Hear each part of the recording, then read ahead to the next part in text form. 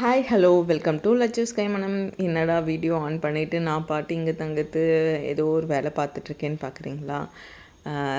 ஆமாங்க, இன்றைக்கி Saturday. So சமையல் வேலை தான். என்ன செய்ய போகிறேன் அப்படின்னா ரொம்ப ரொம்ப சிம்பிளான ஒரு சாப்பாடு தான். சப்பாத்தி செய்துட்டு தக்காளி தொக்கு கொஞ்சமாக காலிஃப்ளவர் தான் ஃப்ரை பண்ண போகிறேன். பெருசாக எதுவும் இல்லை, பட் இது சாப்பிட்றதுக்கு ரொம்ப டேஸ்டியாகவே இருக்குங்க. தக்காளி பஜ்ஜி, தக்காளி தொக்கு, இந்த மாதிரி தக்காளியில் நம்ம டிஃப்ரெண்ட்டாக செய்யலாம். ஆனால் சின்ன சின்ன வேரியேஷன் தான், ஆனால் டேஸ்ட் நல்லா கொடுக்கும். அடுத்து காலிஃப்ளவர் 65க்கு பார்த்திங்கன்னா நான் காலிஃப்ளவரை கட் பண்ணி வச்சுட்டேன். கொஞ்சம் சுடு தண்ணியும் வச்சுருக்கேன். காலிஃப்ளவருக்கு வந்து நல்லாவே மருந்தெல்லாம் அடிப்பாங்க. அதுவும் இல்லாமல் அந்த சின்ன சின்ன புழுவெல்லாம் நிறைய இருக்கும். நீங்கள் காலிஃப்ளவரை சுடு தண்ணியில் கொட்டி வேகலாம் வைக்க தேவையில்ல. ஜஸ்ட் நம்ம ஒரு 5 மினிட்ஸ் விட்டுட்டு அதை கழுவி எடுத்தாவே போதும். நமக்கு அப்போ தான் நல்லா கிறிஸ்பியாக வரும். நீங்கள் வேக வச்சு எடுத்தீங்க அப்படின்னா ஒரு மாதிரி சொதன்னு வரும், நல்லா இருக்காது. ஸோ நான் காலிஃப்ளவருக்கு சுடு தண்ணி வச்சுட்டு அடுத்த பாத்திரத்தில் பார்த்திங்கன்னா தக்காளி தொக்கு தாளிக்கிறதுக்கு எண்ணெய் போட்டுக்கிறேன். நான் எப்போவுமே வந்து ஒரு பாத்திரத்தை எடுத்தால் நான் கழுவிட்டு தான் திரும்ப ஸ்டவ்வில் வைப்பேன். அதனால் வந்து அதில் கொஞ்சம் தண்ணி இருக்கும். அதனால் நான் கொஞ்சம் நேரம் வெயிட் பண்ணிவிட்டு தான் எண்ணெய் போடுவேன். அடுத்து பார்த்திங்கன்னா கடுகு, உளுத்தம்பருப்பு, கொஞ்சம் கடலைப்பருப்பு, கொஞ்சமாக சீரகம் ஆட் பண்ணிக்கிறேன், கொஞ்சமாக வெந்தயம் ஆட் பண்ணிக்கிறேன். ஏன்னா கோதுமை கூட கொஞ்சம் உடம்புக்கு சூடு தாங்க. நம்ம வந்து இப்போ பஸ்ஸில் தான் போக போகிறோம். ஸோ அதனால் எப்போவுமே சமையலில் ஒரு சிட்டிகை வெந்தயம் ஆட் பண்ணிக்கிறது ரொம்பவே நல்லது. அடுத்து பார்த்திங்கன்னா கருவேப்பிலை ஆட் பண்ணிவிட்டு நான் கட் பண்ணி வச்சுருக்க வெங்காயம் ஆட் பண்ணிக்கிறேன். வெங்காயம் கொஞ்சம் நல்லா வதங்கின அப்புறம் தக்காளியை ஆட் பண்ணிங்க அப்படின்னா உங்களுக்கு நல்ல ஃப்ளேவர் கிடைக்கும். வெங்காயம் வதங்கிறதுக்கு முன்னாடி நீங்கள் தக்காளி போட்டிங்க அப்படின்னா வெங்காயத்தோட ஒரு பச்சை வாசனை வந்து உங்களுக்கு ஒரு மாதிரி சாப்பிட்றதுக்கே நல்லா இருக்காது. இஃப் இன்கேஸ் நீங்கள் குக்கரில் தாளித்து விடுறீங்க அப்படின்னா நீங்கள் வெங்காயம் கொஞ்சம் பச்சையாக இருக்கப்பவே நீங்கள் இது பண்ணாலும் அந்த விசிலில் வந்து உங்களுக்கு எல்லாம் ஈவனாக கரெக்டாக வெந்துடும். அடுத்து நான் கொஞ்சமாக மஞ்சள் பொடி ஆட் பண்ணிக்கிறேன். ரெண்டுத்துக்கும் ஆட் பண்ணிவிட்டு நல்லா கிளறி விட்டுக்கோங்க. நல்லா வெங்காயம் வதங்கின வாட்டி நீங்கள் கட் பண்ணி வச்சுருக்க தக்காளியை ஆட் பண்ணி நல்லா கிளறி விட்டுக்கோங்க. கிளறி விட்டு மூடி போட்டு ஒரு 5-10 மினிட்ஸ் வேக விட்டீங்க அப்படின்னா உங்களுக்கு நல்ல ஒன்றோட ஒன்று நல்லா கரைஞ்சி கேரமலைஸ் ஆகி உங்களுக்கு ஃப்ளேவர் நல்லா வரும். இப்போ வந்து காலிஃப்ளவர் நல்லா இதுவாகிடுச்சு. அதையும் தனியாக நீங்கள் வடிகட்டி எடுத்து வச்சுக்கோங்க. வடிகட்டியும் கொஞ்சம் தண்ணி இருத்துட்டு அப்புறம் நீங்கள் கொஞ்சமாக இஞ்சி பூண்டு பேஸ்ட்டு, தனியா பொடி, மிளகாய் பொடி ஆட் பண்ணி நல்லா மிக்ஸ் பண்ணிவிட்டு கொஞ்சமாக நான் தேவைக்கு ஒரு 1.5 ஸ்பூன் கடலை மாவு ஆட் பண்ணிக்கிறேன். உங்களுக்கு ரொம்ப கிறிஸ்பியாக வேணும் அப்படின்னா நீங்கள் கார்ன்ஃப்ளவர், அரிசி மாவு அந்த மாதிரி நீங்கள் எதை வேணாலையும் ஆட் பண்ணிக்கலாம். நான் ரொம்ப பெருசாக எதுவும் மிக்ஸ் பண்ணலை, இது மட்டும் மிக்ஸ் பண்ணி ஃப்ரை பண்ணிக்க போகிறேன். ஸோ நான் தக்காளியும் ஆட் பண்ணி நல்லா கிளறி விட்டுட்டு இப்போ மூடி போட்டு தக்காளி தொக்குக்கு அது இருக்கட்டும் அப்படின்னு சொல்லி விட்டாச்சு. நான் சைட் பை சைட் பார்த்திங்க அப்படின்னா காலிஃப்ளவரை வடிகட்டிட்டு அதை மேரினேஷன் பண்ணிவிட்டு அதுக்கப்புறம் பார்த்திங்கன்னா அதை பொரிக்க போகிறேன். அண்ட் பேரலி வந்து சப்பாத்தியும் போட போகிறேன். ஏன் அப்படின்னா நான் வந்து எப்போவுமே பார்த்திங்கன்னா வெளியில் போகிறப்போ ஃபுட்டு நம்ம கையில் இருக்கணுங்க. அங்கே போயிட்டு வந்து நம்ம ஹோட்டல் தேடி அலையெல்லாம் முடியாது.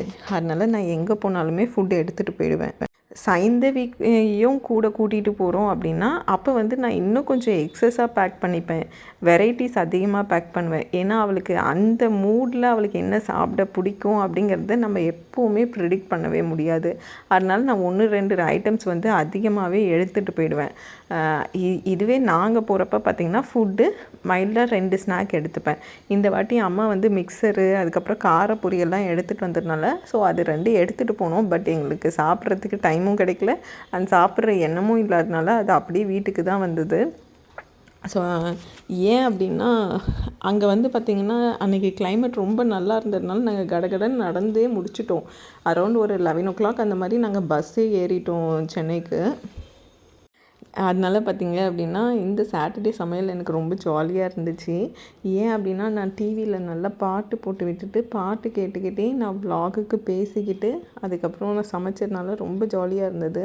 நான் இன்னுமே பார்த்திங்க அப்படின்னா மைக்கெல்லாம் எதுவும் வாங்கலைங்க. இப்போதைக்கு நான் மைக்கெல்லாம் வாங்குகிற ஐடியாலையும் இல்லை. ஸோ அதனால தான் வந்து நான் அப்போது பேசினதை மியூட் பண்ணிவிட்டு நான் வாய்ஸ் ஓவர் கொடுத்து அப்லோட் பண்ணுறேன். நான் வீட்டில் தனியாக இருக்கும்போது எப்போவுமே பாட்டு போட்டுக்கிட்டு தாங்க சமைப்பேன். எனக்கு பாட்டு கேட்குறது வந்து ரொம்ப பிடிக்கும். அன்றைக்குமே வந்து நல்ல பாட்டு கேட்டுட்டு உங்களுக்கு ஹரிஷ் ராகவேந்திரா சாங்ஸு, எனக்கு மது பாலகிருஷ்ணன், அதுக்கப்புறம் உன்னிகிருஷ்ணன், ஹரிஹரன் சாங்ஸ், இவங்களோட சாங்ஸ் எல்லாம் கேட்டால் ரொம்ப மெஸ்மரைசிங்காக இருக்கும். அதுலேயும் பார்த்திங்கன்னா நீங்கள் 7G ரெயின்போ காலனி படத்தில் வந்து ஹரிஷ் ராகவேந்திரா வாய்ஸில் சாங் இருக்கும். அதை வந்து மேல் வெர்ஷன் ஃபீமேலும், ஃபீமேல் வெர்ஷன் மேலும் பாடுவாங்க. அதெல்லாம் ரொம்ப எக்ஸ்ட்ராடினரியாக இருக்கும். ஏன் நான் ஹரிஷ் ராகவேந்திரா வாய்ஸ் எஸ்பெஷலி சொல்கிறேன்னா, நான் கரெக்டாக அந்த நேரத்தில் பார்த்திங்கன்னா மெல்லினமே மெல்லினமே சாங் தான் கேட்டுட்ருந்தேன். அந்த சாங்கில் பார்த்திங்கன்னா அந்த வேர்ட்ஸ் எல்லாமே ரொம்ப ரொம்ப சின்னதாக இருக்குங்க. நம்ம ஈஸியாக பேசுகிற மாதிரியான வேர்ட்ஸாக தான் இருக்கும். அதுலேயும் அவரோட ப்ரொனவுன்சேஷன் ரொம்ப ரொம்ப சூப்பராக இருக்கும். அந்த டைமில் தான் அடுத்த சாங்காக வந்தது வந்து மது பாலகிருஷ்ணன் அவரோட வாய்ஸில் பார்த்திங்கன்னா, நான் முத்துக்குமார் அவரோட லிரிக்ஸில் ஒரு லைன் சொல்கிறேன் பாருங்கள். அந்த புல்லாங்குழல் இருக்கு இல்லைங்களா, அந்த புல்லாங்குழலோட மியூசிக் வந்து அந்த புல்லாங்குழலை விட்டு போன அப்புறம் அது யாருக்கு சொந்தம்? அபியும் நானும் படத்தில் வந்து வா வா என் தேவதையே அந்த பாட்டில் வரும். ஸோ இதெல்லாம் ரொம்ப ரொம்ப சூப்பராக இருக்கும். எத்தனை பேருக்கு இந்த மாதிரி பாட்டு கேட்டுகிட்டே சமைக்க பிடிக்கும் அப்படின்றத கமெண்ட்டில் சொல்லுங்கள். அண்ட் இந்த மாதிரி பாட்டு கேட்டுகிட்டே சமைக்கிறது உங்களுக்கும் பிடிக்கும் அப்படின்னா கண்டிப்பாக ஒரு தம்ஸ் அப் கொடுங்க. எவ்வளோ பேசினாலும் பாட்டுங்கிறது வந்து நம்ம லைஃப்பில் பிரிக்க முடியாத ஒரு விஷயங்க. நம்ம எவ்வளோ டென்ஷன், கோவம், என்ன மாதிரி ஒரு சிச்சுவேஷனுக்கும் நமக்கு ரிலாக்ஸ் பண்ணுறதுக்கு அந்த பாட்டுன்ற ஒரு விஷயம் இருக்குது. உங்கள் லைஃப்பில் எவ்வளோ கஷ்டமாக இருந்தாலும், உங்கள் ஆஃபீஸில் எவ்வளோ ஒர்க்காக இருந்தாலும், ரொம்ப ஸ்ட்ரெஸ்ஸாக ஃபீல் பண்ணிங்கன்னா நேராக ஒரு பாட்டு கேளுங்க. பாட்டு கேட்டுட்டு அடுத்த வேலையை ஸ்டார்ட் பண்ணிங்க அப்படின்னா அந்த வேலை ரொம்ப ரொம்ப ஸ்மூத்தாக முடியும். எனக்கு ஆஃபீஸில் ரொம்ப டென்ஷன் ஆச்சு, எனக்கு ப்ரெஷர், அதாவது ஒர்க் லோட் ரொம்ப அதிகமாக இருக்குது அப்படின்னா நான் அமைதியாக வந்துட்டு நல்ல எனர்ஜெட்டிக்காக ஒரு சாங் கேட்பேங்க. சாங் கேட்டுட்டு அந்த சாங்கோடைய நல்லா பாடிட்டு ஆடிட்டு அடுத்து நீங்கள் திரும்ப லேப்டாப் எடுத்து வச்சிங்கன்னு வச்சுக்கோங்களேன், கடன்னு வேலை முடிஞ்சிடும். நான் சொல்கிறத வந்து இது வரைக்கும் எத்தனை பேர் செய்திருப்பீங்கன்னு தெரியாது. பட் நான் இப்படி தான் மேனேஜ் பண்ணுறேன். ஏன்னா ஆஃபீஸ் ஒர்க், அதுக்கப்புறம் பார்த்திங்க அப்படின்னா உங்களுக்கு தெரியும், நான் ஷார்ட்ஸில் கூட போட்டிருக்கேன், ஹெர்பல் ஃபேஸ் பவுடர் எல்லாம் நான் சேல் பண்ணுறேன். ஸோ அந்த பவுடர் வந்து டெலிவரி, ஷிப்மெண்ட் பார்க்குறது, அதுக்கப்புறம் பார்த்திங்கன்னா பாப்பாவோட குட்டி குட்டி ப்ரேஸ்லெட் செய்கிறா, அதுக்கு ஆர்டர் வர்றது, அதை டிஸ்பேட்ச் பண்ணுறது, அதுக்கப்புறம் பார்த்திங்கன்னா இந்த டசில் ஒர்க்ஸ் அது 1 2 அந்த மாதிரி எல்லாத்தையும் மிங்கிள் பண்ணி செய்கிறப்போ பார்த்திங்கன்னா ஸ்ட்ரெஸ்ஸாக இருக்கும் அப்படின்னு தான் என்னை பார்க்குறவங்க ஒரு சிலர் சொல்லுவாங்க. பட் எப்போவுமே எங்கேஜ்டாக இருக்கிறது தாங்க லைஃப்பில் ஸ்ட்ரெஸ் ஃப்ரீயாக இருக்கும். நீங்கள் எங்கேஜ்டாக இருந்தீங்க அப்படின்னா நான் எப்போவுமே சொல்கிறது தான், நீங்கள் எந்த ஒரு வெளிய நியூஸோ ஒரு காசிப்போ எதையும் கேட்க வேண்டிய அவசியம் கிடையாது. நீங்கள் இன்னொருத்தர்கிட்ட பேச வேண்டிய அவசியம் இருக்காது. நீங்கள் எதை பேசினாலும் அது ப்ரொடக்டிவாக இருக்கும். ஸோ அந்த ப்ரொடக்டிவிட்டியை மட்டும் நீங்கள் ஒவ்வொன்றும் ஜென்ரேட் பண்ணிட்டீங்க அப்படின்னா அதில் நீங்கள் கம்ப்ளீட்டாக ஆக்குப்பை ஆகிடுவீங்க. அந்த ஆக்குபேஷன் பார்த்திங்கன்னா உங்களை ஃபினான்ஷியலியும் நல்ல க்ரோவ் ஆக வைக்கும். அண்ட் டெக்னிக்கலி நீங்கள் அடுத்து என்ன பண்ணலாம்னு யோசிக்கிறதுனால உங்களோட லைஃப்புமே வந்து ரொம்ப ப்ரொடக்டிவாகவும் இருக்கும், ப்ரொடக்டிவாகவும் இருக்கும், அண்ட் குவாலிட்டி லைஃபாகவும் இருக்கும். இதே நீங்கள் எங்கேஜ்டாக இல்லை அப்படின்னா தேவையில்லாத நியூசன்ஸ், ஒருத்தர் உங்களுக்கு ஃபோன் பண்ணி ஏதாவது சொல்லுவாங்க, நீங்கள் அந்த டைமில் ஏதாவது ஒன்று சொல்வீங்க, இந்த மாதிரி தான் தேவையில்லாத நியூசன்ஸ் க்ரியேட் ஆகும். அதே மாதிரி நீங்கள் தெரியாமல் இதை மாதிரி நியூசன்ஸில் போய் மாட்டிக்கிட்டிங்கனாலும் பெஸ்ட்டு நீங்கள் ஒரு ஃபுல் ஸ்டாப் வச்சுட்டு உங்களுக்கு இப்போ என்ன செய்ய முடியும். நான் வந்து எல்லாரையும் யூடியூப் ஓப்பன் பண்ண முடியும், எல்லோரும் ஆஃபீஸ் போக முடியும், எல்லோரும் அவங்கவுங்களுக்கு தோணின பிஸ்னஸ் அப்படியெல்லாம் இல்லைங்க. உங்கள் ஃபேமிலியில் உங்களுக்கு என்ன செட் ஆகும் சொல்லுவாங்க இல்லைங்களா, அவங்கவுங்களால என்ன முடியுமோ அதை செஞ்சுக்கணும் அப்படின்னு சொல்லிட்டு. ஸோ உங்களுக்கு எது கம்ஃபர்டபுளாக இருக்குன்றத உங்களுக்கான கரெக்டான பர்சன்ஸை ஐடென்டிஃபை பண்ணி அவங்கக்கிட்ட டிஸ்கஸ் பண்ணிவிட்டு ஒன்று நீங்கள் எடுத்துகிட்டு போங்க. ஒன்று செய்ய முடியலனாலும் இப்போல்லாம் பார்த்தீங்கன்னா நம்பர் ஆஃப் ஜாப்ஸ் கொட்டி கிடக்குங்க. அதே மாதிரி நீங்கள் வெளியில் போய் ரிசர்ச் பண்ணால் தான் உங்களுக்கான ஆப்ஷன்ஸ் என்னென்ன இருக்குது அப்படின்ட்டு. நிறைய ஃப்ரான்ச்சைஸ் ட்ரைனிங் கொடுக்குறாங்க, என்டர்ப்ரனர்ஷிப் ட்ரைனிங் கொடுக்குறாங்க, நிறைய இன்டர்ன்ஷிப் போயிட்டுருக்கு. 12th முடித்தவங்க நிறைய டெய்லரிங் கிளாஸ் எடுக்கிறாங்க, ஆரி ஒர்க் கிளாஸஸ் எடுக்கிறாங்க, நிறைய பியூட்டிஷியன் கிளாஸஸ் எடுக்கிறாங்க. இந்த மாதிரி நம்பர் ஆஃப் கிளாஸஸ் போயிட்டுருக்கு. அந்த கிளாஸஸ்லலாம் ஆக்குபைடாக இருங்க. எங்கே என்னென்ன கிளாஸஸ் போகுதுன்னு தெரிஞ்சுக்கோங்க. அதுக்கு தனியாக போர்ட்டல்ஸ் நிறைய இருக்குது. இந்த மாதிரி டசில் ஒர்க்ஸ் எல்லாம் பார்த்திங்க அப்படின்னா அந்த மாதிரி தான் கற்றுக்கிட்டு செய்கிறாங்க. இது பார்த்திங்க அப்படின்னா அரௌண்ட் 260 ருபீஸ்லேருந்தே நாங்கள் டிசைன் பண்ணுறோம். Pure silk, semi silk, raw silk, அந்த மாதிரி எல்லா கைண்ட் ஆஃப் சாரீஸ்க்கும் நாங்கள் செய்து கொடுக்குறோம். உங்களுக்கு வேணும் அப்படின்னா இந்த ஷார்ட்ஸில் போட்ட வீடியோவில் உங்களுக்கு நம்பர் கொடுத்துருக்கேன். அந்த நம்பருக்கு காண்டாக்ட் பண்ணிங்க அப்படின்னா நான் உங்களுக்கு தேவையான ஃபர்தர் டீட்டெயில்ஸ் எல்லாம் ஷேர் பண்ணுறேன். ஸோ அதில் உங்களுக்கு என்ன டிசைன் பிடிச்சிருக்கு அண்ட் அதனோட ப்ரைஸ் டீட்டெயில்ஸ் என்ன அப்படிங்கிறது எல்லாமே ஷேர் பண்ணுறேன். அப்படி உங்களுக்கு சாரீஸ் டிசைன் பண்ணணும் அப்படின்னா கண்டிப்பாக நீங்கள் அந்த நம்பருக்கு காண்டாக்ட் பண்ணுங்கள். நான் உங்களுக்கு டீட்டெயில்ஸ் கொடுக்குறேன். ஆன்லைன் ஆர்டரும் இருக்குது. அதே மாதிரி நான் ஷிப்மெண்ட்டும் கரெக்டாக பண்ணி கொடுத்துருவேன்.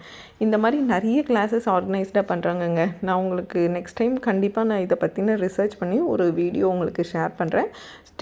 Stay tuned for that. அடுத்து பார்த்திங்க அப்படின்னா நான் இந்த வேலையெல்லாம் முடிச்சுட்டு கொஞ்சம் செடி ஒர்க்கும் இருந்துச்சு. இதில் என்ன ஒர்க் அப்படின்னா பாப்பா ஒரு 2-3 ப்ளம்ஸ் பழம் சாப்பிடாமல் விட்டுட்டா. அந்த பழத்தை நட்டு வைக்கலாம் தான். எனக்கு வந்து இந்த மாதிரி ஒரு ஹேபிட்கு, நான் எந்த பழம் சாப்பிட்டாலும் அதை நட்டு வச்சுடுவேன்.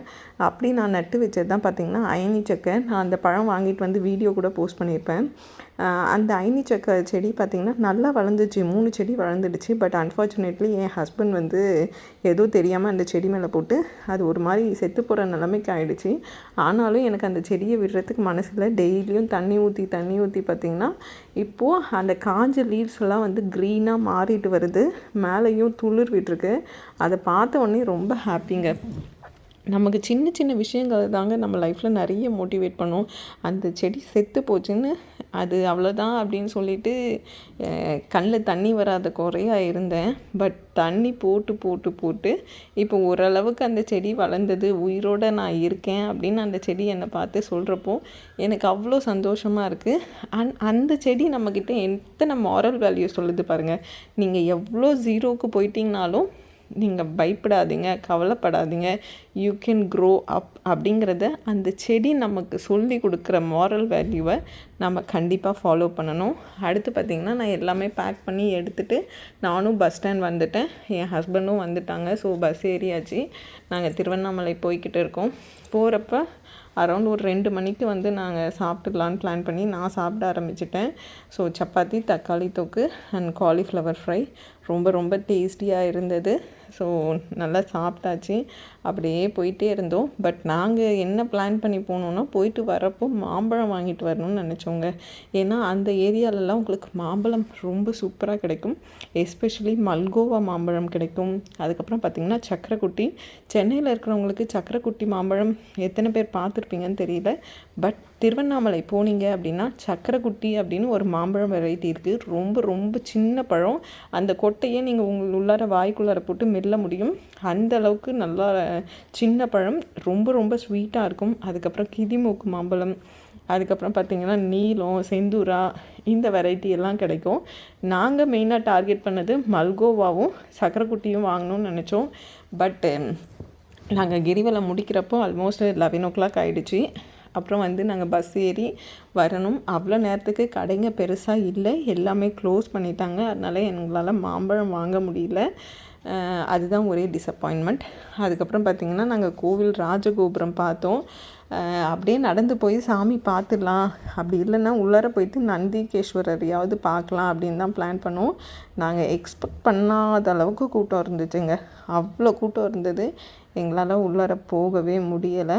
அதனால் நீங்களே பாருங்கள், கவர் பண்ணியிருக்கேன். அதனால் நாங்கள் வெளியிலே ராஜகோபுரத்தை மட்டும் தரிசனம் பண்ணிவிட்டு நாங்கள் நேராக கிரிவல பாதைக்கு போயிட்டோம். பட் நெக்ஸ்ட் டைம் நான் உள்ளார போனேன் அப்படின்னா நான் கண்டிப்பாக உங்களுக்கு கோயில் ஃபுல்லாக கவர் பண்ணுறேன். ஏன்னா எங்கள் கோயிலுக்குள்ளார 2 குளம் இருக்கும், அதுக்கப்புறம் சுப்பிரமணியர் சன்னதி, அதுக்கப்புறம் அம்மா மண்டபம் இருக்கும். ஏன்னா ஒவ்வொரு அம்மா மண்டபத்தில் தான் வந்து சுவாமிக்கு வளைகாப்பு எல்லாம் பண்ணுவாங்க. அதெல்லாம் ரொம்ப ஸ்பெஷல். சுவாமி வளைகாப்பு, அம்பிகை வளைகாப்பு எப்போ செய்வாங்கன்னா ஆடி மாதத்தில் வர பூர நட்சத்திரம் அன்னைக்கு சாமிக்கு வளைகாப்பு பண்ணுவாங்க.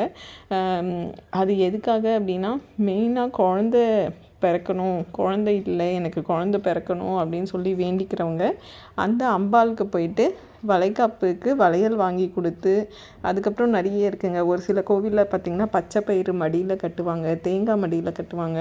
அந்த மாதிரி ஒவ்வொரு ட்ரெடிஷன்ஸ் ஃபாலோ பண்ணுவாங்க. ஸோ அங்கே என்ன ட்ரெடிஷனோ அதை நம்ம ஃபாலோ பண்ணி அதை நம்ம செய்தோம் அப்படின்னா நமக்கு குழந்தை பேர் கிடைக்கும் அப்படிங்கிறது தான். கர்ப்பரட்சாம்பிகை அம்மன், அந்த மாதிரி நிறைய அம்மன் இருக்காங்க. அண்ட் இன்னொரு அம்மனை வந்து நான் உங்களுக்கு வீடியோ எடுத்து போடணுன்னு நினைக்கிறேன். பிகாஸ் அந்த கோவிலில் போய் குழந்தை வேணும்னு கேட்டவங்களில் இது வரைக்கும் ஒருத்தருக்கு கூட குழந்தை இல்லாமல் போனது. வேண்டிக்கிட்ட எல்லாருக்குமே குழந்தை பிறந்திருக்கு. அந்த கோவில் பார்க்கணும் அப்படின்னு நீங்கள் நினச்சிங்கன்னா கண்டிப்பாக கமெண்ட் பண்ணுங்கள். நான் நெக்ஸ்ட் டைம் உங்களுக்கு அந்த கோவிலை பற்றின கம்ப்ளீட் வீடியோ எடுத்து போடுறேன். லாஸ்ட் டைம் நான் மிஸ் பண்ணது பார்த்திங்கன்னா இந்த இடுக்கி பிள்ளையார் கோவில் தான். என்னால் கரெக்டாக எடுக்க முடியல வீடியோ, ஏன்னா அப்போது இன்னும் ரொம்ப கூட்டமாக இருந்துச்சு. இங்கே என்னன்னு பார்த்தீங்கன்னா அந்த சைட் க்யூ நிற்குங்க. இந்த சின்ன ஒரு ஸ்பேஸ் தான். இந்த ஸ்பேஸ்க்குள்ளார, அதாவது அந்த பக்கம் இருந்து இந்த பக்கம் வந்துட்டோம் அப்படின்னா நம்ம உடம்புல இருக்க நோயெல்லாம் நம்மளை விட்டு போயிடும் அப்படிங்கிறது ஐதீகம். அது ரொம்பவே நம்பப்படுது. அதனால் இங்கே எவ்வளோ குண்டாக இருக்கிறவங்களும் உள்ளார போனாங்கன்னா வெளியில் வந்துடுறாங்க. நானுமே இது நிறைய வாட்டி பார்த்துருக்கேங்க. நான் ஸ்கூல் படிக்கும் போது இருந்து பார்த்துருக்கேன். ஆனால் என்னால் இப்போது நின்று போயிட்டு வரத்துக்கு டைம் இல்லை. ஏன்னா நான் க்யூ நின்னேன் அப்படின்னா அதுவே ஒரு 2-3 ஹவர்ஸ் ஆகிடும். அதனால் அதை நின்று பார்த்துட்டு அதுக்கப்புறம் நாங்கள் நடக்க ஆரம்பிச்சிட்டோம். நடக்கிற வழியில் வந்து ஆஸ் யூஷுவல் உங்களுக்கு எல்லா ஸ்நாக்ஸ் ஐட்டமும் கிடைச்சது. இன்றைக்கி நாங்கள் பெருசாக ஸ்நாக்ஸ் எல்லாம் வாங்கலை. அன்றைக்கி வந்து பாப்பாவோட மூட் ஸ்விங்கு அண்ட் அவள் டயர்ட் ஆகிடக்கூடாது அப்படின்றதுக்காக நாங்கள் ஏதாவது ஒன்று மாற்றி வாங்கி கொடுத்து லேட் ஆச்சு நடக்கிறதுக்கு. பட் இந்த வாட்டி நாங்கள் அப்படி இல்லை, நாங்கள் நடக்க ஆரம்பிச்சிட்டோம். அண்ட் இங்கே வந்தால் நான் எப்போவுமே மிஸ் பண்ணாமல் சாப்பிட்ற ஸ்நாக்னால் இந்த கிழங்கு தாங்க. இது வந்து இந்த ஊரில் கிடைக்கும். இன்றைக்கி நான் பேசுகிறப்ப தான் அந்த அண்ணா சொன்னார், பெசன்ட் நகர் பீச்சில் இந்த கிழங்கு அவங்க சேல் பண்ணுறதா. அந்த கிழங்கு வந்து ஜஸ்ட்டு லேயராக கட் பண்ணிவிட்டு கொஞ்சமாக லெமன் தேய்ச்சி நாட்டு சர்க்கரை இல்லைன்னா வெள்ளை சர்க்கரை கலந்து கொடுத்துருவாங்க. நல்லா டேஸ்டியாக இருக்குங்க சாப்பிட்றதுக்கு. ஏன்னா கிழங்குல வந்து பிளண்ட்டாக தான் இருக்கும், அதை ஆட் பண்ணுறப்போ இன்னும் நல்லா டேஸ்டியாக இருக்கும். ஃபைனலி எல்லாம் முடிச்சுட்டு ஈசானி லிங்கம் தரிசனம் பார்த்துட்டு நாங்கள் நேராக வந்து ராஜகோபுரத்துக்கிட்ட வந்துட்டோம். நாங்கள் வந்து ஸ்டார்ட் பண்ணது பார்த்திங்கன்னா இந்திரலிங்கத்தில் ஆரம்பித்து ஈசானி லிங்கத்தில் முடியும். நடுவில் பார்த்திங்க அப்படின்னா உங்களுக்கு யமலிங்கம், வாயுலிங்கம், வர்ணலிங்கம், நிருதிலிங்கம், அதுக்கப்புறம் குபேரலிங்கம், சூரியலிங்கம், ஈசானி லிங்கம் இதெல்லாம் தான் நீங்கள் வரப்போ இந்த லிங்கம் எல்லாத்தையும் கண்டிப்பாக தரிசனம் பண்ணுங்கள். ஸோ இந்த ஒரு ஜேர்னியே பார்த்திங்கன்னா ரொம்ப சூப்பராக இருக்கும். ஃபுல்லாக உங்களுக்கோட மூலிகை வாசனை, அதுக்கப்புறம் அங்கே எக்ஸ்ப்ளோர் பண்ணுறதுக்கு நம்ம நிறைய விஷயங்கள் இருக்குது. நிறைய புது மனுஷங்க, கோவில், க்ரௌட் எல்லாமே சூப்பராக இருக்கும். ஸோ நாங்கள் எல்லாமே முடிச்சுட்டு பஸ் ஏறிட்டு நான் எடுத்துகிட்டு வந்திருக்க டிஃபனை நான் சாப்பிட்டுட்டேன். சப்பாத்தி அண்ட் தக்காளி தொக்கு. இன்னுமே சப்பாத்தி சாஃப்டாக தான் இருந்தது. அதனால் நாங்கள் நல்லாவே ஃபுட்டெல்லாம் என்ஜாய் பண்ணிவிட்டு நாங்கள் சென்னை கிளம்பிட்டோம். ஸோ இந்த விலாக் உங்களுக்கு பிடிச்சிருக்கும்னு நான் நம்புகிறேன். என்னோடய சேனல் உங்களுக்கு பிடிச்சிருந்தது அப்படின்னா கண்டிப்பாக லைக் பண்ணுங்கள், ஷேர் பண்ணுங்கள், கமெண்ட் பண்ணுங்கள், மறக்காமல் சப்ஸ்கிரைப் பண்ணுங்கள். இந்த மாதிரி வீடியோஸ் இனிமேல் கண்டினியூ